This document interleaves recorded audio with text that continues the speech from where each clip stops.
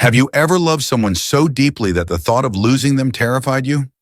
Maybe you've stayed awake at night, overthinking every little thing, wondering if you're enough or if they'll leave. What if I told you that the ancient philosophy of Stoicism discovered a way to love fully, without fear, without pain, and without losing yourself in the process? Sounds impossible, right? But stick with me. This might just change the way you see love forever. Love is one of the most beautiful experiences in life. But let's be honest, it can also be one of the most painful. We cling, we fear, we overthink. We turn love into a battlefield of what ifs and what nows. But Stoicism teaches us that true love isn't about attachment. It's about freedom. Freedom for you and freedom for the person you love. And no, that doesn't mean you have to pack your bags and live like a hermit on a mountain. It means learning to love in a way that doesn't suffocate you or the other person. This is the essence of Stoic philosophy, finding balance even in relationships. Epictetus, one of the great Stoic philosophers, taught that our suffering doesn't come from the people we love, but from how we perceive them. Think about it. We often see our loved ones as possessions, as something we can't live without. But the truth is, love isn't about owning, it's about appreciating. Imagine if you treated your partner like a rare piece of art in a museum. You wouldn't try to stuff it in your bag and take it home. At least I hope not. You'd admire it, cherish it, and feel grateful for the chance to experience it. That's what Stoicism teaches us about love. It's about gratitude, not control. The Stoics compared attachment to holding sand in your hand. The tighter you cling, the more you lose. But when you hold it gently, it stays with you. The same is true for love.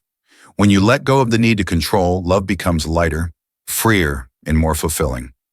Think of it this way. Love is like a bird. If you try to cage it, it'll stop singing. But if you let it fly, it might just come back to you. And if it doesn't, well, at least you didn't get pooped on. This is the foundation of healthy relationships according to Stoic philosophy. Letting go of control and embracing freedom.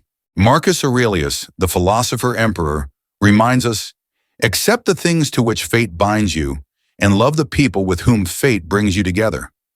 Love them, but don't try to own them. Let them be who they are, and you'll find a deeper connection than you ever imagined. It's like trying to hug a cloud. The harder you squeeze, the more it slips away. But if you just stand there and enjoy it, you'll feel its beauty all around you. This is the kind of wisdom that makes Stoicism so timeless and relevant, even in modern relationships. Now let's talk about one of the Stoics' most powerful practices, negative visualization. I know it sounds a bit grim, but hear me out. Imagine losing the person you love, not to scare yourself, but to remind yourself how precious they are. This practice doesn't make you love less, it makes you love more, with gratitude instead of fear. It's like when you lose your phone for 5 minutes and suddenly realize how much you love it. Except, with people. This practice is one of the most effective abilities for building healthy relationships because it shifts your focus from fear to appreciation. True love isn't about needing someone to complete you. It's about being fully present with them, appreciating them for who they are, and knowing that even if they're gone, your love remains. It's not about saying, I can't live without you. It's about saying, I'm so glad I get to live with you. There's a big difference. This is what Stoicism teaches us, to love deeply but without attachment. But let's be real, this is easier said than done. We're human after all. We get jealous, we get insecure, and sometimes we just want to scream into a pillow because they didn't text us back fast enough. The Stoics weren't saying you have to be a robot. They were saying you have to train your mind, just like you train your body. Think of it as emotional weightlifting. Every time you let go of a fear or an expectation, you're building the muscle of resilience. This is how Stoic philosophy helps us grow stronger, not just in love, but in life. Here's another Stoic gem. You don't control other people, only your reaction to them. Let that sink in for a moment. You can't control what your partner does, says, or feels. You can't make them love you more, or stop them from leaving if they choose to. But you can control how you respond. You can choose to love them without clinging, to support them without smothering, and to let them go if that's what they need. It's not easy, but it's liberating. This is the key to healthy relationships, focusing on what you can control and letting go of the rest.